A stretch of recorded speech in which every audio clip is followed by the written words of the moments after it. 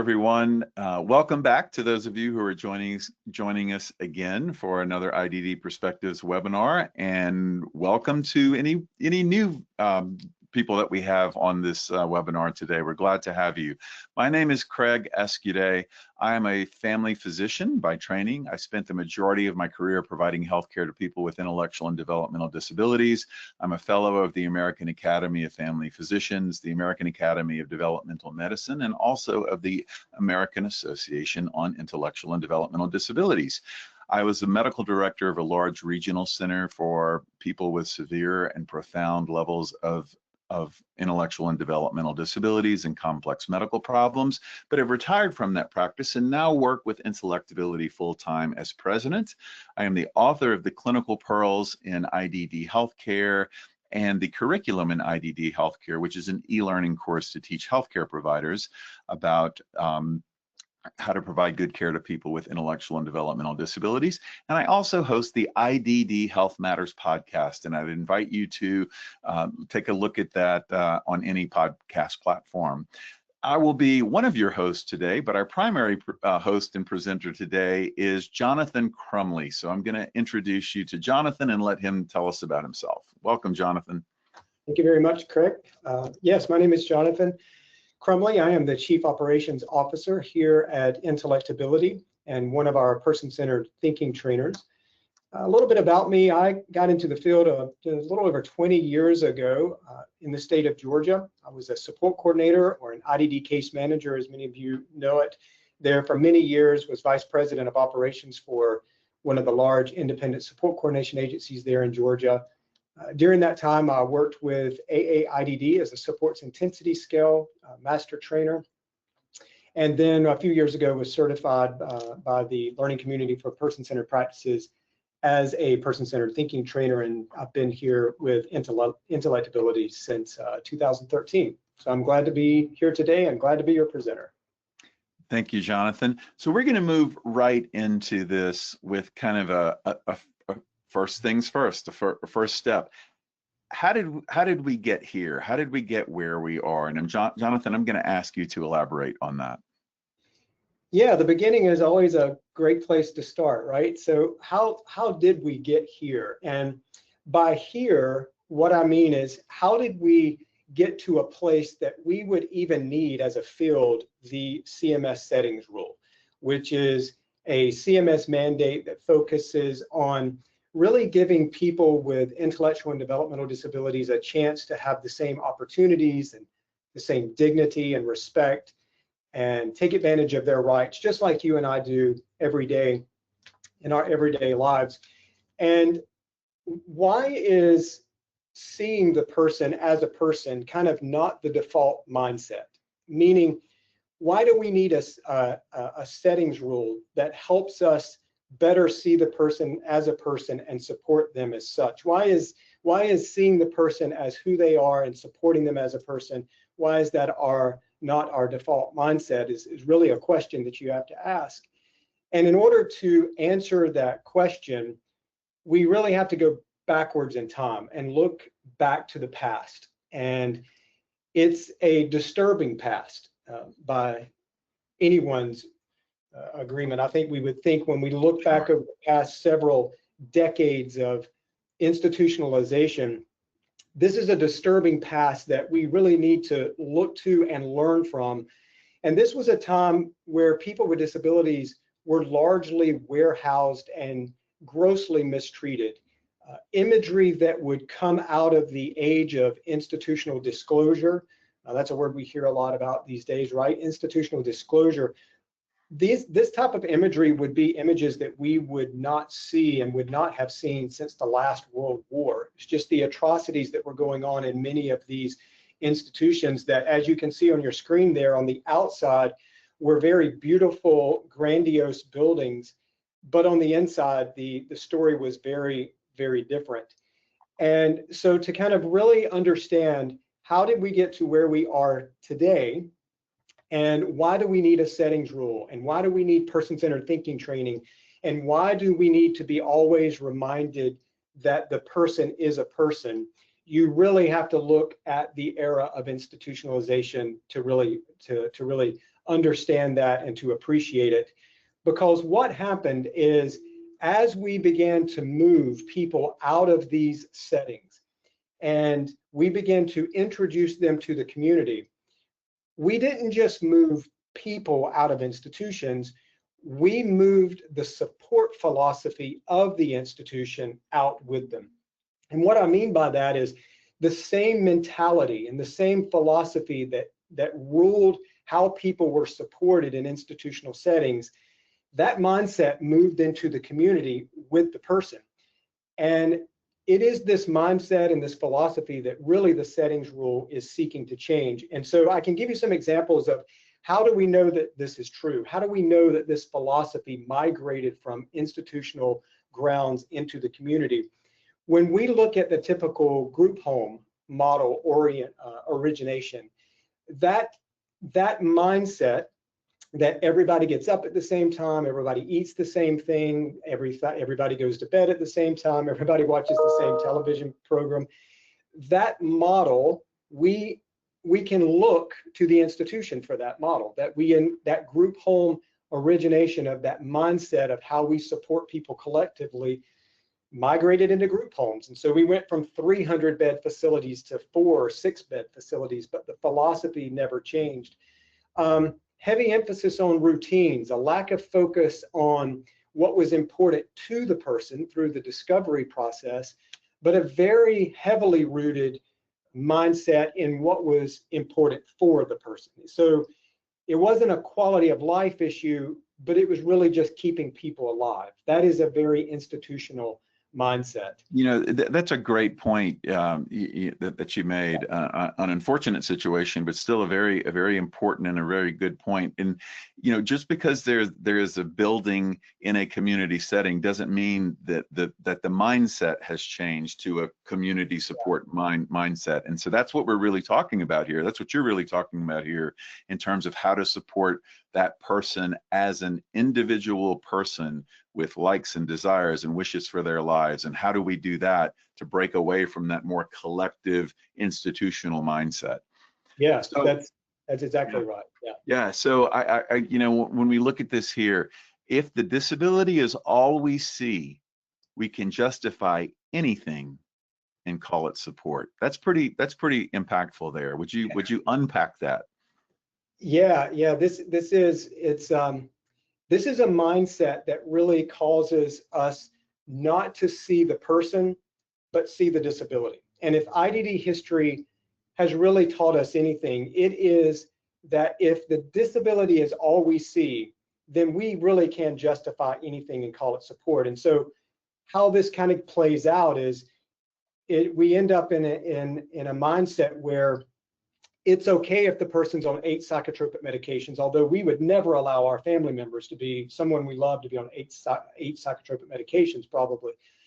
But in the mindset of many supporters, well, it's just what it takes to keep them in line, you know, or it's okay that I talk about and to the person differently than I do my family and friends and other staff. The person with IDD, they don't know the difference. Or it's okay that the person doesn't get to have the relationships they want. We got to keep them safe. And the other 2 points on this slide are just ways that if we're only seeing the disability and not the person, then we can do these 5 things. And in our mind, these are support. This is support. This is the best interest, support being given in the best interest of the person, when in fact, it's indeed very, very limiting and is really off the mark in terms of moving away from that institutional philosophy and mindset that can be very hard to move away from, as we're seeing. And that's a again very insightful you know, conversation there, and it really leads into this next quote that you said at one point: the real problem to fix is not the person or their diagnosis, it's us. Yeah, I had a professor once say that the truth that has the greatest ability to offend you is likely the same truth that has the greatest ability to set you free. I think of that every time I read this quote, because for so long it's been the person's diagnosis or behavior or condition that's been seen as the problem that needs to be fixed. But all along, I think we've been the problem. Our beliefs, our biases, our mindset that we inherited from the institutions, that has been the real problem. And so, you know, in a very introspective kind of mindset, I think we have to start asking ourselves maybe some really tough questions. That is it worse to have a cognitive limitation, a developmental limitation, a physical limitation, or the limitation that really inhibits us from self-evaluating and self-correcting when we observe that it's the error of our ways, when we observe that maybe we've been the problem? And I would submit that the inability or unwillingness to do the latter is far greater than any limitation that you're going to see in folks that we support every day. It really, I think, overall has been not the person that's been in need of being fixed. It's largely been us, unfortunately. That's well said. And sometimes we need to step away from our egos and thinking that we know what's right and we know what's best, and really look at, you know, what is my job here? My job here is to support this person to live the best life that they can. And not what I think is right or what I think is best. So with that, let's talk about a framework to balance these things, to balance, you know, a person's autonomy with risks and life. Yeah. And let me just make a couple comments about the framework before I dive into it. Mm-hmm. What I'm going to share with you is a framework. It is a bit prescriptive, but how you apply the framework is going to differ from person to person, because every person is different. Every person requires a different level of support, and every person brings their own dynamics to the table. But what I generally see is most providers out there have no problem with where the settings rule is wanting to take us as a field. They just don't know how to get there. We've been so indoctrinated as a system with this institutional mindset that we, as the quote unquote normal people, know what's best and we'll take care of you. And you need only just let us make the decisions for you. And granted, that is a safer route to play. I mean, if you're looking at protecting liability, that is the safest route to go, but it's not the route that's going to give the person the most fulfilled life. And so for the most part, I think providers, they want the person to have a life that really mirrors the life of anyone else out there. But when you start talking about, well, how do I do this? What is the practical ways that I would do it? I think that's where it really starts to kind of fall apart for folks, and rightfully so. This is not, what I'm about to share with you is not the mindset we're trained into when we come into this field. Yeah. So it always starts with the discovery process. So yes. I'm sure that's more than saying, hey, what do you want for your life, right? Yeah, it is. And we could spend a lot of time just on this alone. But let me just say that when we come into this field, we are not taught to discover things about the person. We are taught to read a nursing assessment, find out where their risks are, and support those risks and keep them as safe as possible. And that's really sometimes where it ends.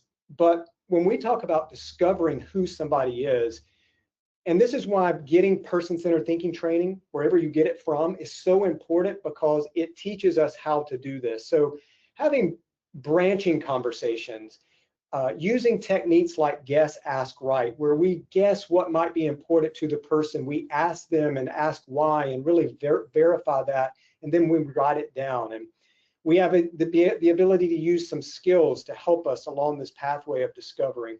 And we remember to ask why something is important to the person. You know, I think where we are now is we do a good job of asking people what's important to you, and we'll get an answer probably in most cases, but we never find out why. And why something is important to you is really where the value is. And so discovering what is important to people and why those things are significant to the person has to be where we always start. That is the bottom floor framework. You got to start with the discovery process. And then from there, we can proceed on to the next step, which is to identify legitimate barriers and risk that the person faces. And we might be better at this one because we all get an honorary doctorate in risk identification. Yeah, We're very good at doing that, aren't we? Very good. But in this process, we need to have some really candid, legitimate conversations around the health and safety concerns of the person doing and pursuing this thing that's important to them. And what does that mean for us as supporters? What does it mean for the person? How do we take into account things like doctor's orders and diagnosis dynamics, behavioral risks, concerns of the team and of the family? But I think what we have to do here is we have to be real, we have to be honest, but we can also be optimistic. right. That we don't focus just on why it cannot work, but how could it work?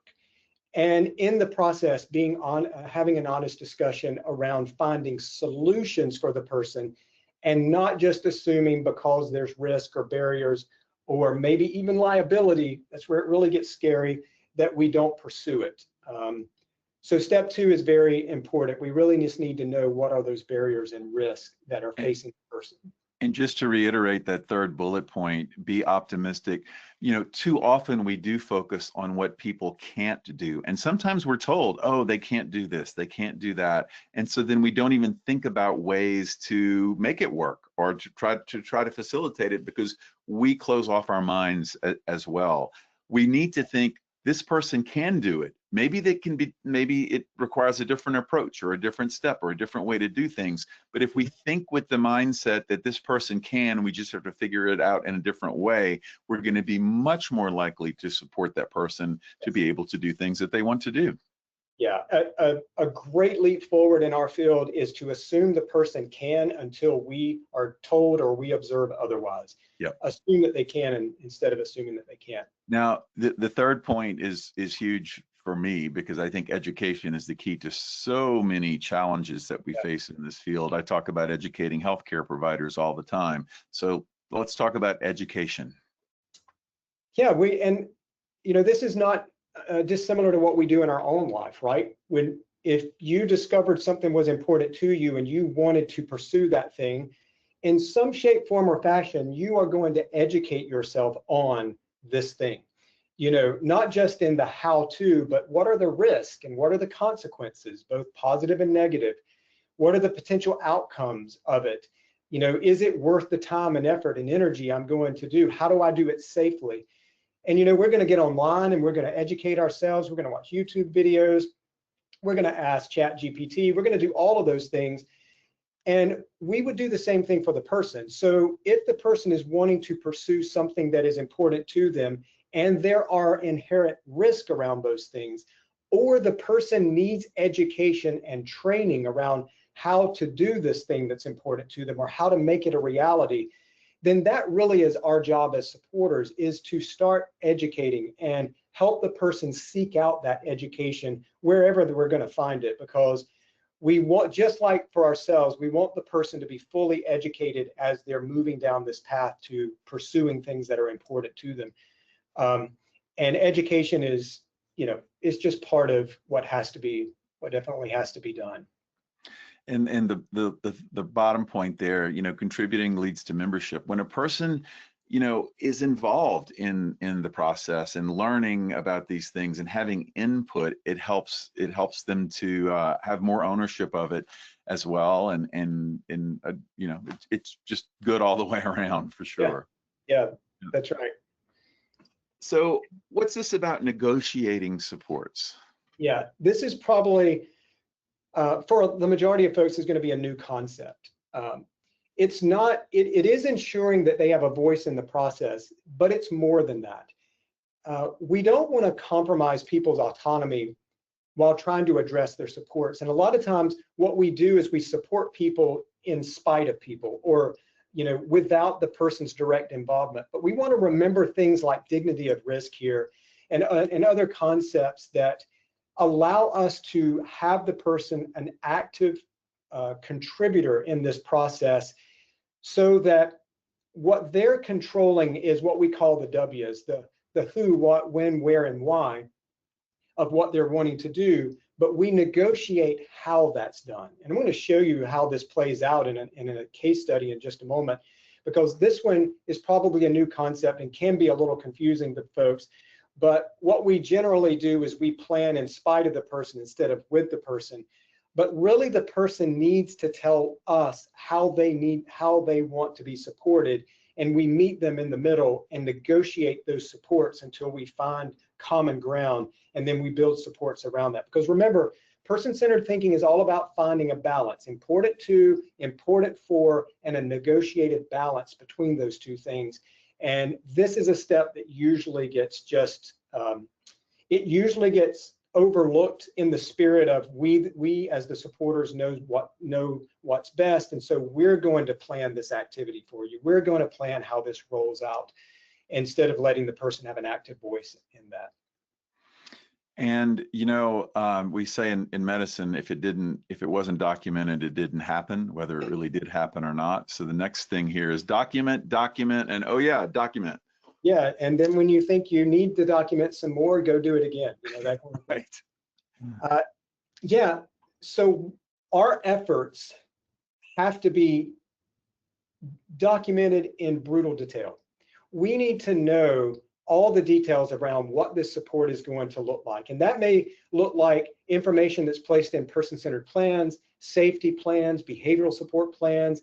I mean, every state kind of has some universal plans that they use, and then states may specifically have additional plans that they have information put into. But regardless of where the documentation is placed, it needs to be thoroughly documented what the efforts were and are around this person, how the provider is seeking to make it successful, what is the provider doing to ensure health and safety in the midst of this thing that the person is trying to pursue, so that when the provider, if they needed to give an account for themselves on what their support looked like, they could easily do that through very thorough documentation.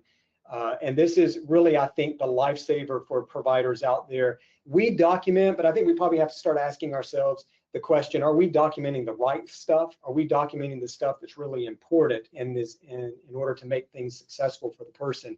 Maybe so, maybe not, but it really can't be overstated here. And again, we'll show you what this looks like in just a minute in a case study.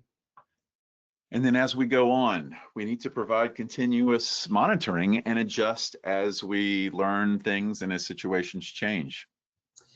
Yeah, again, something we're going to do in our own lives, right? We're going to try something new, and then we're going to evaluate, are we going to do that again? And yeah, I'm going to do it again, but I'm going to do it differently this time, because this didn't work and I didn't like this, so I'm going to tweak this and I'm going to tweak that. And we're generally going to self-evaluate and determine, how do I, if I'm going to continue doing this thing that I want to pursue, how do I do it in a way that I'm going to get the most out of it? And luckily, there are some key person-centered thinking skills that are very good at doing this, that I'll show you in just a moment, that help us debrief and evaluate how things are going and what needs to change and what people's roles are and everything. And that continual monitoring is something that is indeed continual. It just needs to happen, and it's an ongoing process. And along that journey, we're going to find things and learn things about the person that are really just going to help us in our support efforts. So let's, what does this look like? How can we balance these things? How might it appear? This is we're getting to the meat of this here. Yeah, this is where probably my favorite part of the presentation is, because this is where it gets very practical. You've been given a framework in theory. Now, what would it look like? So let me just remind everyone that when you see this, you're going to see a framework that I just introduced you to. The framework, a bit prescriptive, but how you play out each one of these steps is going to differ based off the needs of the person. So let's take a look at a young lady here named Tara. She's 25 years old, and let's assume that Tara lives in your group home and she lives with 3 other people. Now, in that discovery process, remember we always start with discovery, Tara has expressed an interest to have a boyfriend. Now, Let me make it clear. This is a real boyfriend. This is not a boyfriend who is someone else that has perhaps disabilities that she sees twice a year at a Valentine's Day dance and a Christmas dance. This is not what we're looking at here. We're talking about a real legitimate boyfriend. She wants to have a relationship. She has formed a bit of a relationship with a guy named Steve who works at the bowling alley. Steve does not have an intellectual or developmental disability diagnosis, is about her age, and in fact, as it turns out, has a bit of a crush on Tara. Tara wants to have Steve over to watch a movie in her bedroom with the door closed, order pizza. It's a date, folks. It is a real full-on legitimate date. And now this is typically where people start getting nervous, right? Because this is where the settings rule and settings rule expectations really start kind of hitting home. And we're like, okay, what do we do with this? How do you support this? So this is what the discovery process has revealed. One of the first things we need to do, as we learned, is to identify if we're going to support this thing that is important to Tara, what are the legitimate risks and barriers? And quite honestly, Tara is sexually active, but does not know a lot about sex and dating. So there's some legitimate risk and barriers around the dangers, risk, how to, protective measures, consent, safe sex practices, emotional hurdles that getting involved in a relationship like this can bring. So there's work to be done, legitimate, honest work to be done to list out what are these risks and barriers, because we're going to have to put a plan in place to address these, because this is a part of having a healthy, intimate relationship for anyone. These are the things that have to be considered, and this is where the conversation, gets really honest and forthright. And then, so next part in the framework, after we identify what the need is, and then what the risks and the barriers are, we've got to key step here. We gotta educate, and this is I'm not going to say it's the most important step, but boy, it's important. And this education can look like a lot of different things for Tara. Maybe it's a free local sex education class, but regardless of where the education is going to come from, Tara's got to know things. She's got to know what's appropriate and what's not, how to be on a date, what's acceptable behavior on a date, what to expect, when to know when things are going down a bad path and beyond what she's comfortable with. Maybe even learned lessons from past dating failures and successes from the staff that they can share with her on painful lessons that they've learned in their dating career. Again, regardless of where the education is going to come from, this is what it needs to focus around, because this is what Tara's got to know and got to be aware of and got to be prepared for if she's going to engage in having a relationship like she's interested in having. And those are the areas associated with the most risk with these types of activities. Yep. That's exactly right. Yeah. So how do we negotiate supports in this situation? So this is how it played out for Tara. Again, Tara gets to help decide the who, what, when, where, and why of this date. But collaboratively, we negotiate on how is this date going to go down? How is it going to happen, right? So Tara and the staff, now note the wording here, this is a collaborative effort going on here. This is not the staff figuring it out and saying this is how it's going to go, Tara. This is Tara contributing to the process.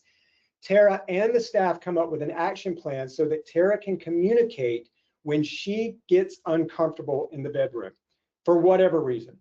So again, this could look 1,000 different ways, but what they decide for Tara is they place a bell next to her in her room. And the understanding is with Tara, if at any point you become uncomfortable or you need help, you ring the bell. We will immediately come in. No knocking on the door. No, hey, is everything okay? The bell signifies staff are coming in because things have gone wrong. Otherwise, Tara agrees to have the staff just pop in every 40 minutes and ask if they're okay with snacks. Again, it's a covert method. They don't open the door and say, hey, is everything going on? Anything going on in here? That kind of thing. It's not that, but it's a covert way to do a check-in so that Tara is supported, and Tara agreed to this. She's on board with it. So Tara agrees for the staff to have a conversation with Steve prior to the date to make sure that he understands that she's not ready to be intimate yet, that this date is just for the two of them to get to know each other better. Now, let me just stop and very quickly ask a question that I know someone in the audience is asking themselves. What if Tara wants to have sex? What if that's the whole point of this date, is she wants to have sex? That would have been discovered in that first discovery step and would have immensely affected the trajectory of what the support structure looked like for Tara over these past few slides you've been looking at. But what Tara told us in the discovery process is she's not ready for sex, so this is how the support was played out. But again, that would have been discovered early on and planned for accordingly, which is why that discovery process is so important. You are pretty insightful in your questions, because I'm watching questions come through, and many of them are related to what you just spoke about, and some other things that you're going to cover. One of them was on how to negotiate support. So and hopefully we'll get to some of those specific questions. But I think these slides are helping to answer those questions. So after we negotiate these supports here, we got to document it, right? And this is where that detailed documentation comes in. So what you just saw on the previous slide would be kind of fleshed out in grave detail in the person-centered support plan, the safety plan, whatever documentation is sources are going to be used. This is where all of these steps are in detail. They are mapped out. So anyone reading this documentation could say, what else could someone do to protect someone to have a meaningful relationship than what they did? You know, safety measures were put in place, Plan Bs were put in place, covert check-ins were put in place, which again, all of that needs to get documented. But another reason this documentation is so important is because later on in just a minute, it's going to get reflected on. Because when the date is over and we reflect on how it went, we need to know what do we need to change to make it better next time. And that's where that documentation is also going to be a big resource and a huge help for us. So let's take us to the last step there. Yep, go ahead. Yeah, that ongoing support. So the dates happened, the movie's been watched, Steve's been sent home, and maybe the next day we're going to debrief on how things went. There are some key person-centered thinking skills that I'm going to show you in a bit that can help us do that. We can find out what worked from everybody's perspective, Steve, Tara, and the staff, what didn't work. We can use a communication chart, as I'm going to show you in a moment, to determine, did the bell work? Was the pop-ins every 40 minutes, was that effective? What if we feel stuck and we need some new ideas to make it better next time? We use the 4+1 questions. And then overall, we can use something called the learning log to as these dates continue, our learning continues, and we refine our approach and support Tara in a more meaningful way over time as we learn more about how to make these dates even more and more successful. Now, before we show examples of these are things that are taught in person-centered thinking training, right? That's right. Absolutely. These are actual skills and skill sets that people can learn. That's right. This is the whole mindset that is relayed in person-centered thinking, is how to view the person differently, but also equip the supporter with skills that they can use that will help them support the person on their pathway to identifying what's important to them and kind of having that play out in life. And so this slide here is an example. You can use this working, not working skill to reflect. So we get, when it comes to the date, from Tara's perspective, what worked? From staff's perspective, what worked? From Steve's perspective, what worked? What didn't work from each of these perspectives? And so anything showing up in the working column in all three perspectives are things we don't want to change because it worked for everybody, right? Same thing going for not working. Any item that shows up in all three perspectives in the not working column, that thing did not work for anyone, so we need to address that. We need to figure out why it didn't work and how we can do it better and how we can adjust it. We can even use the skill to determine conflict. What worked for Tara but didn't work for staff? Okay, so how do we negotiate that, and how do we talk through that so that we can have things working for everyone? Now, note this next slide, the communication chart. This is a great way, and so I put in here the whole strategy using the bell. So this is from Tara's perspective. I do this, I ring the bell next to my bed. What's going on? I have Steve or anyone in my room, especially if it's a date. Number 3, it usually means I'm uncomfortable with what's happening and I need support.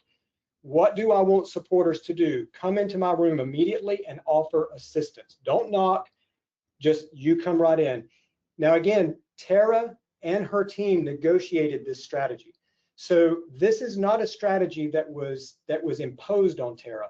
Tara was okay with this, and it got documented out in a communication chart so that when things happen, we know how to interpret that communication, in this case, the bell, and we know how to respond as supporters. So key strategy in helping understand how to support people. Yeah, and I think that negotiation is the key, and the understanding among all parties is a key to making this work. Yeah. 4+1 questions. Yeah, so perhaps in this journey we feel stuck. We're trying different things and things are not working. The 4+ question skill gives us the ability to reflect. Okay, what have we tried? What have we learned? What are we pleased about? What are we concerned about? And out of all of that, what do we feel like we need to do next? This is a great way to ignite creativity, especially when you feel stuck, and is a great skill to use, and could very easily be used in Tara's situation here as a way to spark new ideas on how to make these dates work and how to make sure that they are going off with no problems, and that health and safety is definitely not being left behind. And then last but not least, out of these 4 skills, the learning log. Learning log. So this allows us to log when a date occurs, the date it happened, what did the person do, who was there, what did we learn worked well, what did we learn didn't. Again, it's a way to just capture learning so that as this date happens, and as the next one happens, and as the next one happens, we get better at reflecting and strategizing on how to make the next date even better. How do we support Tara even more? How do we make sure that she is safe? Does she need more education? Do we need to do anything to shore up our support around Tara? And the learning log kind of gives us the ability to do that. And to make sure that learning is captured and it's not lost. So when staff turn over and new staff come in, they don't have to start from scratch from the beginning learning how to support Tara on having a successful date. They just follow all of the learning that took place before them.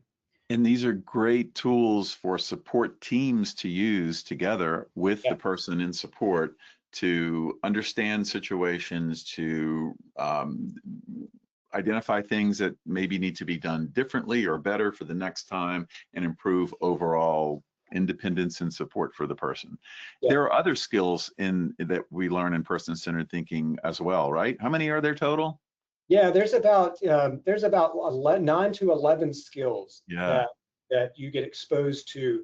Some are everyday learning skills, some are discovery skills, a couple are management skills, but all are meant to help facilitate this learning process so that supporters are equipped to do what we've done here with Tara. And the pathway out of the deeply rooted institutional mindset that the systems have kind of embedded in us is strategies like this. And again, it can be uncomfortable because this is so different than how we've supported people in the past. But boy, is it so worth it. And it can be done without putting the person at risk. We don't ever want to put people at risk that they can't recover from, right? No one is asking anyone to put anybody in existential danger. It's really about how do you support and manage the balance between important 2 and important 4. And it's strategies like this that can really take us a long way down the road. So as we get into a couple of questions in the last few minutes, first we want to thank everybody for being here. And if you have an interest in person-centered thinking training for your staff, for yourself, we have many opportunities for that. You can visit us at replacingrisk.com. If you'd like some more information, there are a couple of handouts. There are the slides for today's presentation. You can download those from the handouts section of your control panel. We've got one on person-centered thinking and what it is, and also has information about sexuality in people with intellectual and developmental disabilities. We definitely want your feedback. There should be a link to the survey in the chat window, and there will also be a link to the survey in the handout. So we definitely would love your feedback and ideas for future topics. I know we have one on reproductive health coming in the next couple of months. I think that's maybe the next one on the list. And I do want to remind you about the IDD Health Matters podcast. You can scan the QR code to get to it, or just search for IDD Health Matters on any platform. Jonathan's been a guest, as well as most of the guests that we've had on IDD Perspectives, and future ones as well. So let's get to a couple of questions here. So Jonathan, I'm going to start with a really easy one. That's a joke. What are your suggestions when the person engages in high-risk sexual behaviors like online dating, multiple partners, that may bring harm to themselves and to their supporting staff? Yeah, I'm going to be honest with you. That's a tough one. If you're supporting someone with those challenges, that's tough. It's going to take a very different path than what you've seen here with Tara. I think one of the first things that we have to do is, again, we have to start with that discovery. The person is engaging in risky behavior for a reason. Yeah. So we have to ask ourselves, why is this occurring? And can we determine that? Is there an unmet need? Is this the way the person vents frustration? And when we look at our own lives, when we're in uncomfortable situations, we're gonna cope somehow or another. And there's a lot of coping mechanisms out there that every one of us use every day. So we need to ask ourselves, is the person coping with something? And is this their out? Is this how, for whatever reason, this is how they kind of manifest a coping mechanism? But we really have to discover with why, and not just assume that, oh, this is just abhorrent behavior. We know it's risky, but I think we need to start with trying to figure out, why is this person engaging in this? And if it is an unmet need, what is that need? And is the person lonely? Are they just in such desperate need for affection and a relationship that they're willing to go to extreme measures to get it? I think that's where we have to start. Discovery. Such important information. I mean, again, start with the discovery. Why is this happening? Look at the risks, identify them. Yep, it's great answer to a very difficult I'm going to bet it's an unmet need. If I had to put money on the table at the end of the day, I'm going to bet it's probably an unmet need. Yep. Here's one more. Dignity of risk is so important. Do you have any tips for supporting staff to promote dignity of risk? A lot of staff I've interacted with have a lot of concerns about this, so they're looking for tips and tricks. Yeah, the reason people have concerns is they don't know how to support it. We have to kind of think about this in a framework that if we're ever asked to do something that we're uncomfortable doing because we don't really know how to do it, we're going to resist it. So I think what you have to do with staff is, through efforts like this, through webinars like this and other training resources out there, help people understand better what is dignity of risk. Because what's probably happening is staff may have complete misconceptions and errors in their thinking about what dignity of risk is. They may think it's something that it is, in its reality is not.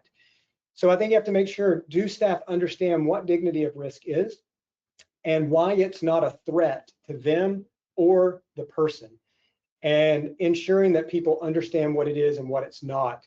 And then I think from there, once you know that they understand what it is, then you can help start working with those staff individually and kind of talking through what about it makes you so nervous? What about it causes you to have such of a recall, and start kind of processing it from there, I think. So you have time for a couple more? We're running a little late, but there's pretty interesting questions here. Yeah, I love it. I do it all day. All right. Would Tara be permitted to have sex under staff's supervision if that's what she desires? Yeah, I think no one should be. You're hearing me pause here because I want to make sure. This is tough. This is tough. The person who asked this says it's a very sensitive discussion, and yeah, she's right. No one that wants to have a sexual, intimate relationship that's safe. I mean, we're going to make some assumptions here that these, just like we would want safe sexual relationships, we're going to make some assumptions. No one should have the opportunity to have a safe sexual relationship withheld from them. So my answer is yes. If she wants to have sex, then she should not be kept from having sex. But that's not the question. The question is, how do we support that so that it's consensual and that it is done so with health and safety concerns in place? And again, I think what you have to do is you just have to, using a framework like this, you have to just get in and start working with the person and map out a trajectory to get them there. Now, because there are things to consider, that we all have to consider if we're going to engage in consensual sex. We all have to consider things. It's no different for the person with disabilities. The only thing that's different is that we've been taught because the person has a disability, they should never be able to have sex. That's the only difference. It's really about how do we support safe relationships and safe sex practices, and so that we know that if we're going to support a structure where a person is going to engage in sexual activity, that it is one that we've put some safeguards in and that we've documented very well. And that's a hard question to answer in such a short period of time. Yeah. But ultimately, it's going to, you're just going to have to, a lot of it is going to be using a framework, what we used here with Tara, to make sure that everything goes well. So I've narrowed this down to 2 more questions, and then we'll close. So what if the participant progressively harder? So I do. The last one should be a little bit easier, but what if the participant is easily influenced and their selection and partners is not safe? They're easily, yeah. So there's some work got to be done there on partner selection, dangers, understanding why not having sex or relationships with just anyone, why that's a risk. I think there's a ton of education that has to be put around that person. And then again, I think there's room for discussion as to why does this person go to those type relationships when they could be supported to have a healthy relationship. Why do they go there? That why, I think, is, again, it's something, the why is what we never really dig into that. But if we look at our own lives, and if you were to take an evaluation of yourself and say, okay, here are the top 5 things that I'm doing right now in my life that aren't really healthy for me, if you were going to kind of address those things, you got to start asking yourself, why am I doing these things? Why does, when this happened, I turn to this? Why is that happening? And it's the discovery of the why is really where you can start figuring out what's important to the person, and it tells you what supports need to be put in place. So my go-to is find out why these are her go-to relationships or his go-to relationships, and then from that, support them backwards into a healthy relationship. And a lot of education and training, and maybe some counseling is probably needed. Yep. And as you said, many of us need to ask ourselves why, or our family members why certain things happen as well. And it's a great point to really illustrate that people with intellectual and developmental disabilities are people first, just like everyone else. That's right. We've dehumanized them so much that we've created a way of thinking that almost has trained us to think this person can't be supported to do these things because we've dehumanized them so much. And again, that's an institutional mindset. And I'll just say very quickly, when you dehumanize someone, that is a very dangerous thing to do. If history has taught us anything, it's how dangerous that can be. You know, you can drive 1 million people off their Native Americans off their homeland if you dehumanize them and call them savages. We can justify a number of different things, you know, and it's a very slippery slope.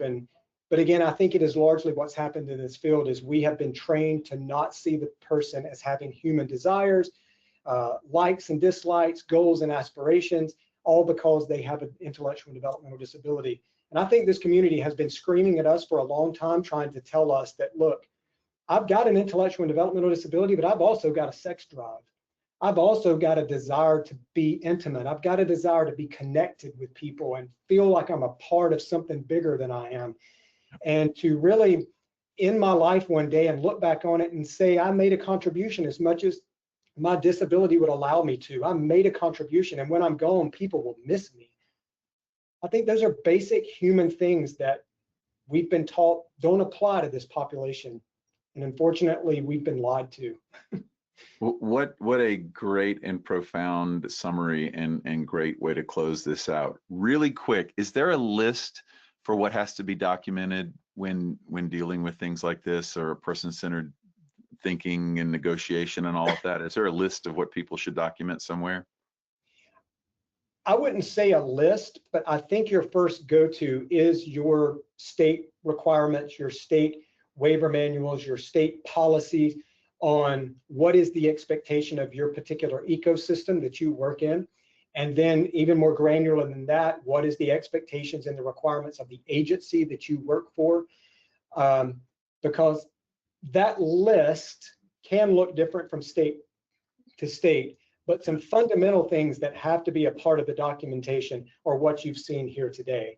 And that is efforts to support health and safety, negotiated support, and identifying what's important to the person. Those are some basic key things, but making sure that you're checking all the boxes so that if something goes wrong, and let's be honest, it can, that you're not going to be, as a provider, you know, in a position of litigation or called on the carpet or under a corrective action plan.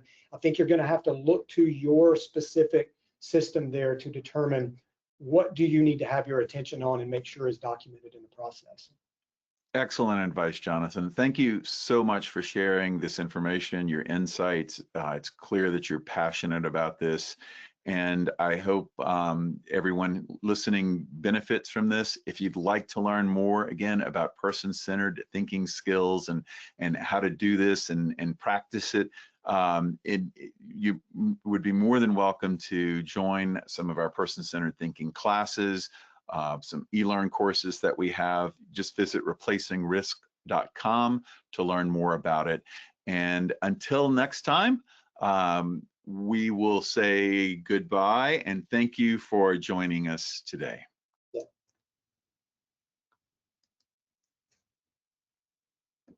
Aaliyah, do you have a closeout for us?